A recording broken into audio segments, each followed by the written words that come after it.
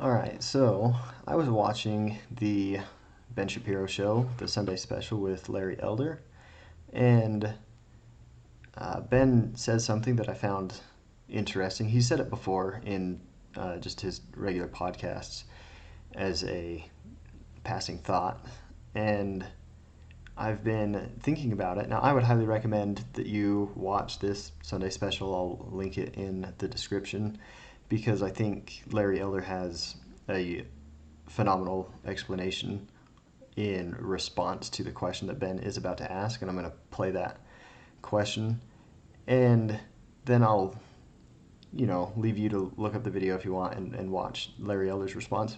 But I'm going to take it in a little bit different direction based on what I've experienced and some of the thoughts that I have. So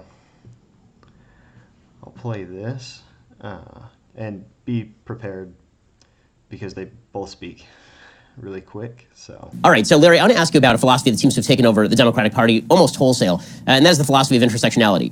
As a precursor to that, I want to get your opinion on the legacy of Barack Obama, because it's my opinion that intersectionality really became a thing under the Obama presidency. People try to blame President Trump for the rise in increased racial tensions in the United States. Not true. But if you look at the polls, what the polls say is that Americans were pretty optimistic across the racial spectrum before Barack Obama became president. Barack Obama became president, and then things started to sink pretty quickly. And I think a lot of that has to do with the fact that Americans elected President Obama under the auspices of he was going to be a great uniter, somebody who tried to get us beyond race. He, in his own persona, was a unification of black and white, considering his father was black and his mother was white. Right. This is what he ran on. And then instead of coming forth and saying, listen, we can all call out racism together when we see it, but not every problem is a race problem. A lot of problems are just people problems. And maybe we should do that. Instead of him doing that, he decided to build an intersectional coalition around himself and then suggest that people who disagreed with him were inevitably racist. Right. I want to get your opinion on Barack Obama's impact on sort of the race debate in the United States. You know, I was in the Boston arena in 2004 when Obama gave that speech for John Kerry, and he brought the house down. I was with my producer. And people were cheering, there's no blue America, there's no red America, just the United States of America, yeah! There's no black America, yeah! And I said to him, this guy's going to run for president. He's going to get elected. He didn't say a damn thing, but he said it will. And so Obama gets elected, and you're absolutely right. I believe that people voted for him in large part because they thought that he was going to put the nail in the coffin that America is a racist society. Finally, we can now move on. A number of people, I think, pulled the lever for him because of that. And he proceeds to do just the opposite. Before he became president, he gave a speech as a senator at a church in Atlanta. And he was talking about how much racism there is in America. And he said, the generation of MLK, the Moses generation, has, quote, gotten us 90% of the way there, close quote, to realizing MLK's dream of a society where people evaluate you based on content of character. And I thought that was reasonable, 90%. 10% of Americans believe Elvis is still alive. 8% believe if you send malaria, he'll get it. 7% of adults believe that chocolate milk comes from brown cows. 25% of adults say they're not sure. So you can't get much below 10%. And then he said, the generation, my generation, the Joshua generation, he said, has to get us that additional 10%. That was before he got elected, let alone reelected, let alone back-to-back attorneys general who are black. So I would think that 10% has been worked into just a little bit. When he ran in 2008, you wouldn't find him and Al Sharpton on the same plane together. Second time he ran, Al Sharpton come to the White House something like over 70 times over the course of his presidency. The first opportunity that Obama had to reconcile, to do what people thought he was going to do, was the Cambridge police incident. You remember that. The professor from Harvard had forgotten his door key. He was on vacation, came home, realized he didn't have his door key, and he and the cab driver pushed the door in, broke into his own home. A neighbor sees this, calls 911. Don't you want neighbors to do that? Cop shows up very politely, asks Skip Gates to come out of his house, and he cops a tood and says something like, I'll come out if your mama tells me to come out. And instead of Obama going on television saying, look, Skip, I know you're a friend of mine. You and I have been friends a long time. But you have done exactly the wrong thing for young black boys. Instead of being respectful, instead of responding to the request, you copped an attitude. This is exactly why a lot of young black people are getting killed by the police, because they look at this as a confrontation instead of following instructions. My father told me whenever I'm pulled over by the police, make sure your hand's at 10 o'clock, your right hand's at 2 o'clock. You say yes, sir, say no, sir. Make sure your paperwork is in order. And if you feel you're mistreated, get a badge number, write it down, and you and I will deal with it while we're both still alive. That's what Obama could have said and should have said and didn't. Instead, he said the Cambridge police acted stupidly. And the cops then realized that he was not on their side. And Obama fumbled around with that stupid beard thing to try and walk it back a little bit. But he had several chances. Trayvon Martin, if I... all right, so that's a decent snippet. Let it run for a little bit longer than I was planning on. The idea here, something just real quick that I kind of forgot about that I'd like to touch on, is I've heard a lot of people, or I should say a lot of black people talk about that very instant where when they were growing up and they get their driver's license, that they're taught by their parents to be super respectful to cops, always say yes sir, or ma'am, yes ma'am, no sir, no ma'am. And, they say that as if no one else was ever told the same thing. And I think that's interesting because the first time I heard it, I was kind of shocked a little bit because when I got my driver's license and started driving, my parents told me the exact same thing. Obviously they said follow the law, don't speed, don't break the laws, whatever. But if you do get pulled over, be respectful, be polite, be honest, tell the truth, say yes sir, yes ma'am. I was told the exact same thing because that's what you do to authority figures. And believe it or not, cops are, in fact, authority figures. And to me, it never seemed weird or odd because that's just how I was raised to respect authority. And so I've always thought that was funny when I hear black people talk about that, and some of them I've even heard this is more in just interpersonal settings, not like media figures and commentators or whatever. But they'll say that like, oh, I was always raised to be, super nice to cops or whatever, and you've never had to deal with that because you're white. And I, I just thought that was funny because I was taught the same thing growing up, the exact same thing. Be honest and polite and respectful to police officers in any situation. So I'm just going to throw that out there. That's my own personal anecdotal situation. I was raised no differently. Treat cops with respect and be polite. And it had nothing to do with race because they're an authority figure and that's just what you should do. Anyway, that's a side note that's not particularly related to what I want to talk about. When Ben first brought up the issue, like the intersectionality issue, where he is referring to what Obama did when he got elected, in saying that, he didn't say it super clear in this one. There's some other instances where he says it more clearly, that what Obama did is anyone that disagreed with him politically on political issues, he would say, or at least subtly hint, that the reason why they disagree with him is because he's black, not because they have different political views, different world views, and different ideas on the purpose of government. And I thought the idea of that, the arrogance, if you will, of suggesting that someone that disagrees with you politically only disagrees with you because of your skin color, is something that just blows my mind, because you have to realize that there's a lot of different views on the purpose of government and the role of government, but we've had this kind of left-right dichotomy in America, since Lincoln, if you will, when the Republican Party formed. So there's been a big government versus small government, or I should say a limited government versus an unlimited government perspective, that are contrasting views, that these have existed for even before the founding of America. These ideas and these philosophies have existed for centuries. And to then say that once a black president is elected who happens to be on the left, who happens to be a Democrat, to then say, oh, Republicans only disagree with him because they're racist, because he's black, when these political philosophies have been around way before any of the people who are serving in public office right now, were even born. So that's the first thing that struck me, is the weird, historically illiterate position to take, that because you disagree with me, like there's a disagreement, and I'm just going to accuse you of disagreeing with me because of my skin color, when there's no real evidence for it. Like, in my mind, that to me comes off as racist, when you're accusing someone of racism without evidence, that's racist. But anyway, aside from that point, that's just the first thing that caught my mind. And what that got me thinking about is the, I think the more common trope, if you will, where something unfavorable happens to a black person, or it doesn't have to be a black person, but it could be where, Ben Shapiro brings up the intersectionality thing. So it's any marginalized or oppressed person or group or whatever. So let's say, for example, if you apply for a job and you don't get hired, the first reaction that you have to that is to say, oh, it's because I'm black, or because I'm gay, or because I'm trans, or whatever other fancy buzzword oppressed people there are.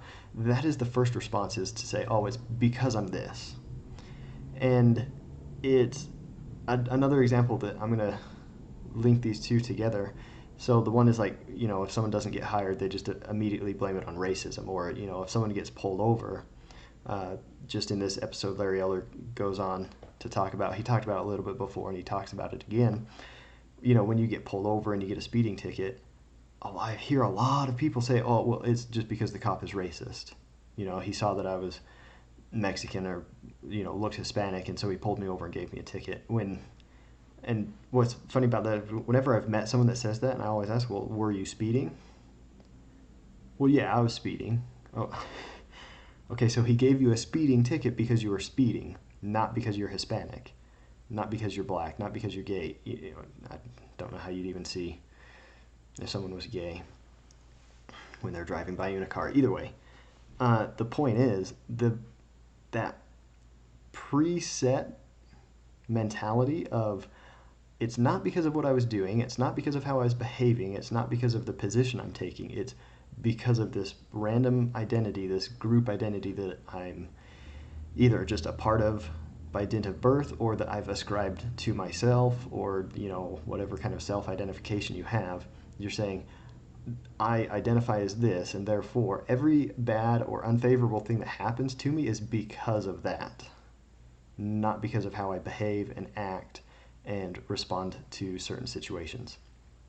So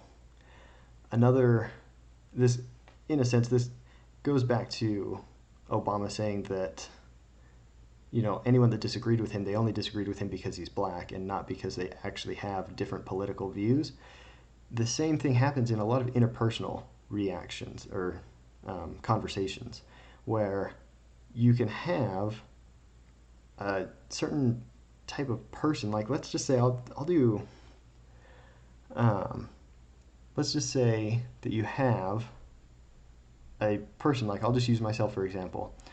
I don't like, I'm just trying to think of something. Let's just say I don't like dirty jokes, or just talking about sex all the time. And granted, it's not super prevalent now that I'm in adulthood, but I remember in high school, there were always those people, those other kids that, no matter what you were talking about, you could literally be talking about anything, and there were always those people that would just bring it back to something sexual. They would make some kind of sex joke, no matter what you were talking about. I've always thought that was annoying, because it just seemed like a cry for attention almost. But either way, I don't like that. I think it's annoying. Now, it doesn't matter who is doing that. Anyone who just constantly brings everything back to something sexual, I find annoying. But if that person happens to be black, and I say, hey, I think what you're doing is annoying, like, I think that's obnoxious, that you always bring up sex, no matter what we're talking about. And then that person's reaction is, oh, you're only saying that because I'm black. Well, no, I'm saying that because I think that what you're doing, what you're saying, is annoying. And it can be applied to anyone. I a good analogy I think for this is if you're a car guy or car girl, and or at least you've met one, you realize there's the Ford Chevy debate, the Ford Chevy fight that goes on. You've got Ford guys and you've got Chevy guys. So let's just say I don't like Ford. I don't like Ford. Never have, never will. I'm a diehard Chevy fan. And someone brings a Ford car to me and they're like, "Oh, well, don't you like this car?" Well, no, I don't, because I don't like Fords. And then they say, "Oh, you're only saying that because the car is black." No, no, I'm saying it because I don't like Ford. And it doesn't. It could be anything. The car could be black, or it could be a yellow truck, or whatever, a green minivan. It doesn't matter. The point is, I don't like Fords. It has nothing to do with the paint that's on the vehicle. You can just go and plasti dip it 1,000 different colors, and I'm still gonna not like it because it's a Ford. But what happens, what occurs in this interpersonal relationship or interaction is when you have that mindset, when you have the mentality that it's only because of whatever X factor you have going on that someone disagrees with you, or someone doesn't like you, or someone didn't give you the favorable response that you were looking for, it prevents you from doing any kind of introspection, any kind of internal thinking, questioning, improving. If I don't get a favorable outcome that I'm looking for, or I think someone is treating me unfairly or rudely, or someone just comes out and says, "Hey, I don't like what you're doing," or "I don't like what you're saying," I think it's annoying. And my first thought is like, "Oh, well, you're only saying that because I have green eyes," or you know, whatever. I just kind of make up some situation. I just create an identity for myself, and then I just blame every unfair thing that happens to me on that identity that I'm taking upon myself. It prevents me from looking at the situation from an unbiased perspective, so to speak. If someone comes to me and says, "Hey, I think what you just said is annoying," I could, what I think you should do, you know, if you want to improve yourself, is take their feedback as honest criticism and actually think about it. Well, what did I say? Is it annoying? Do most people think it's annoying? Do I get this feedback a lot? So for me personally, this is something that, I was much younger as a kid. I was the type of kid that was the know-it-all. I always had to say something about everything. I always had to interject my opinion or correct things, not like a grammar Nazi, but just in general, like if someone said something wrong, and in a group setting, everyone understands what they meant, but they just misspoke or picked a less appropriate word to use in a certain situation. Like I was the one that pointed out, it's like, "Oh, well, don't you mean this?" And over time, everyone, not everyone, but I would constantly get feedback that that's annoying behavior. No one really enjoys being around those type of people. And it took me a long time, several years, for that to finally sink in, to think, wait a minute, I can choose to do this or not. I can choose to correct people, I can choose to interject, or I cannot. And so I started, observing the people around me. I took notice of the fact that multiple people had said this to me, and so I started thinking about it. I was like, well, do I really need to do this? No. Does it matter if someone goes uncorrected? No. In 99.9% of cases, it doesn't matter if someone says something wrong or whatever. And so if I had some excuse, which is essentially what this is, to say, oh, the only reason why you're saying that to me is because of whatever X factor. I would most likely never actually look at myself, my behavior, my actions, and question it, and question whether it's right, or whether it's appropriate or respectful or any of that. I would just never question it at all. I would just go on in my life, never changing, never improving, never growing, forever. And that's what I think the problem is here, is this idea behind, well, it's because of X. Now, what if it is? What if it is because of X? I still think, and Larry Elder has talked about this before on his show, and a lot of other people that I have influenced the way I think and see things have spoken about it, like Thomas Sowell has spoken about this or written about it in his books. And what it really comes down to is, even if they're right, like even if this person, whoever it is giving you an unfavorable response, or whatever the case may be, it may be because of your X factor. It might be because of whatever, your skin color, your sexuality, your whatever random identity. It doesn't matter. It might be because of that. They could be a bigot. They could be discriminatory and whatever else. But should your response be automatically preset to assume that? I don't think so. And just based on what I've heard from Larry Elder and Thomas Sowell, and there's a bunch of other people that are both black and white, they all agree that the idea behind being a victim, which is essentially what it is when you say, well, it's only because X, that is a victim mindset, a victimhood mentality, and it's not healthy, even if it is true that they are being bigoted and discriminatory. What you need to do is start from an introspective, rational process. Like you just think whatever it is that they say, take them for their word, just give them the benefit of the doubt, and go through a introspective checklist and ask yourself a bunch of questions about the situation. What did I say? Was it rude? Do other people think it's rude? How could I have modified my behavior to change the outcome? Like if it's a job interview or something, and you don't get the job, instead of saying, well, it's because I'm black, look at what you did or said and think, well, how could I improve my interviewing abilities for the next time?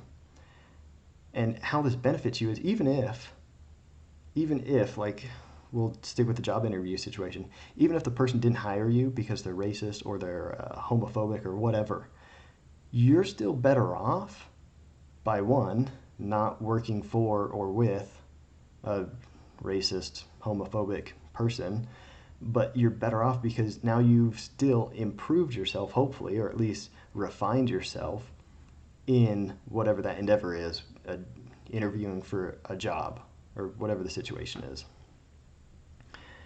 So it's not a good thing to have that preset mentality of, well, it's only because of this that I'm being treated unfairly. Just go through the entire process, asking the questions of yourself, trying to better yourself, and you'll be better off for it. And if you get through this whole list, you've asked yourself all of the questions that you could ask yourself, you've talked to other people, you've run the scenario by, friends and family, and you have reached the bottom of the list, and there's nothing that you could have done differently, there's nothing you did wrong, and basically you've eliminated all other options, and the end result is they must have, whatever the unfavorable situation is, it must have occurred because of your race or your gender or gender identity or any of that. Then ultimately you're just going to have to do a cost benefit analysis of whether or not it's worth pursuing, legally speaking. Do you actually want to make a big deal out of it? I think that in the vast majority of cases, as unfortunate as it is, I don't think it is in most people's best interest to use their time and effort and resources to make an issue out of it, which is unfortunate because it would be nice if each and every time these situations happened, they got called out and were, you know, punished. You know, if it's illegal, what they're doing is illegal, then obviously hold them accountable for that and make them pay the penalty. But in a lot of just general interpersonal situations, ultimately, you're not going to benefit. I mean, you might feel better about going after this person, but in the end, you really have to ask, is the person going to change because of what I'm doing? Right? So if you think that you've been victimized or, you know, in some way treated unfairly because of whatever X factor you have, and you run through the list and you think, okay, yeah, it's for sure, it's got to be the X factor. There's nothing I could have done differently. I didn't do anything wrong. Is that person going to change because you confront them about it? And I think there's a lot of value in confronting them, letting them know, hey, I think what you did is wrong. I think you're discriminating against me. And in a lot of cases, it is illegal. There's a whole bunch of equality laws on the books that will allow you, if you're being discriminated against because of your race or your gender or even now your gender identity or your sexuality, you can get legal action against them. And I think that's a good thing and you should do it. But only if you think that it's going to provide a significant benefit to you. And I say that because in a lot of situations, I think it would be better and more effective for you to just move on, as unfortunate as that is, because I don't think that a lot of those people that hold those views are going to change just because you confront them about it. Now, if you can actually take legal action and you have, you know, a good case and you can get them prosecuted for this crime, then I definitely think that's worth it. But if, you know, there's not a whole lot of evidence one way or another, you know, and it's just a he said, she said scenario, it's probably not in your best interest to pursue, you know, that issue when it would be much better for you to just move on. So the bottom line here is that I think when you have that preset mentality of all of the unfavorable things that happen to me are because of my X factor, you're holding yourself back. You're preventing yourself from improving and from looking at what you can do better. So hopefully, you know, you watch this episode, listen to Larry Elder break it down, because he does a good job. He just takes it in a different direction than what I was thinking of, and so I wanted to share my thoughts on that and how damaging I think that mindset is to your improvement and to bettering yourself. So hopefully this has been interesting. Hopefully a lot of you agree. If you disagree, feel free to leave comments down below. Tell me why you think I'm wrong. And if you like the video, go ahead and leave a like. But for now, that is all I've got, and so I'll see you in the next video.